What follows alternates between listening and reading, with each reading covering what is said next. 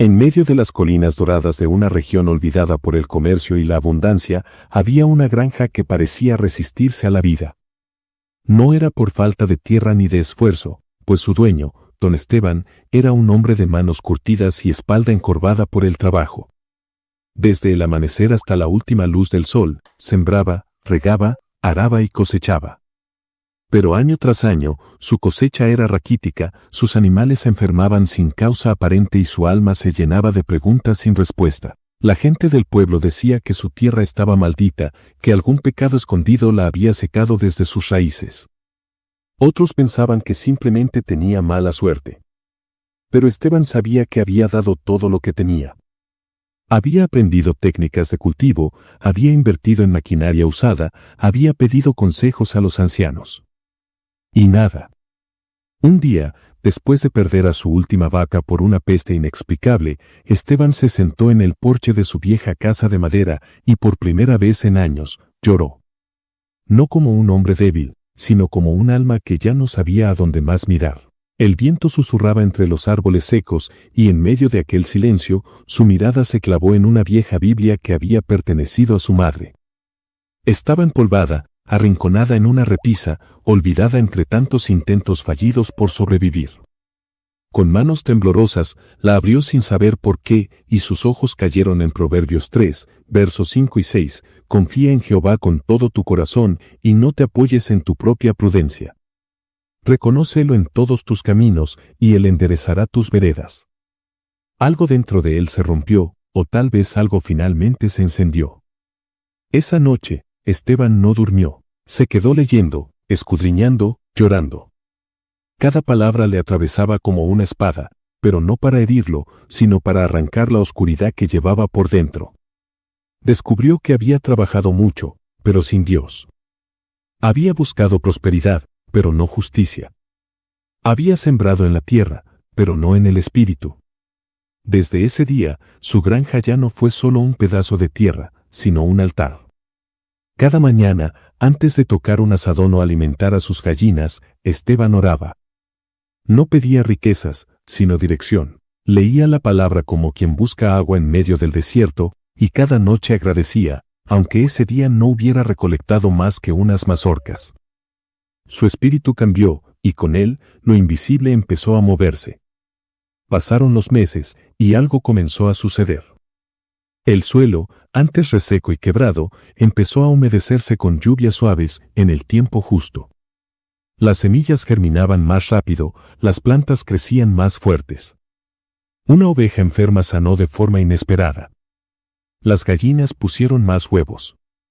El molino de agua que llevaba años roto comenzó a funcionar tras una simple reparación.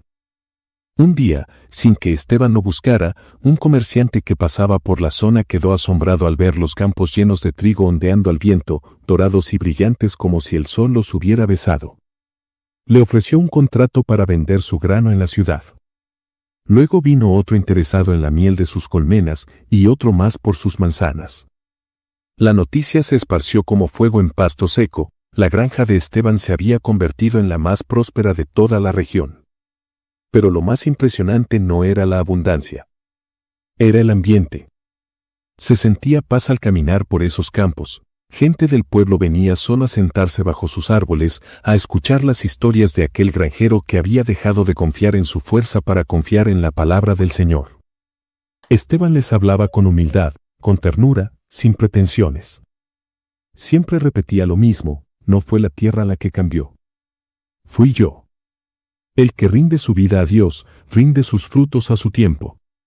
Con los años, su granja no solo creció en cosechas, sino en alma. Esteban adoptó niños huérfanos, ofreció trabajo digno a quienes no tenían nada, construyó una pequeña capilla al lado del granero y cada domingo se llenaba con hombres y mujeres que antes solo conocían el desánimo.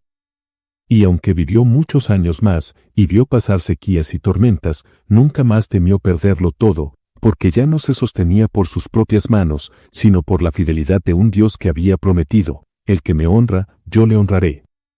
Al morir, su lápida no decía gran agricultor ni hombre exitoso, solo tenía una frase, tallada con sencillez, aquí yace un siervo que aprendió a sembrar con fe y cosechó con el corazón lleno de Dios.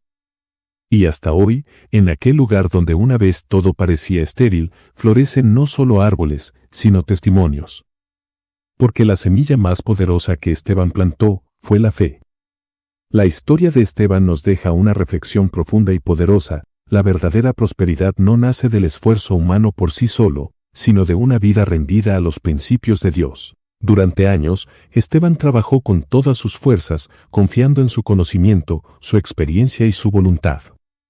Pero nada parecía dar fruto. Y es que muchas veces el ser humano cree que con esfuerzo basta, que el sudor en la frente es suficiente para conquistar la bendición. Sin embargo, sin dirección divina, incluso el trabajo más arduo puede volverse en vano. El punto de quiebre llegó cuando Esteban se rindió. No se rindió al fracaso, sino a la voluntad de Dios. Abrió su corazón y sus manos, y permitió que el Creador fuera quien guiara su camino. Esa rendición no fue un acto de debilidad, sino el inicio de su verdadera fortaleza. Cuando uno se alinea con los principios del reino, el alma se ordena, el espíritu se fortalece y la tierra, incluso la más seca, comienza a florecer. Esteban no buscó primero el éxito, sino a Dios.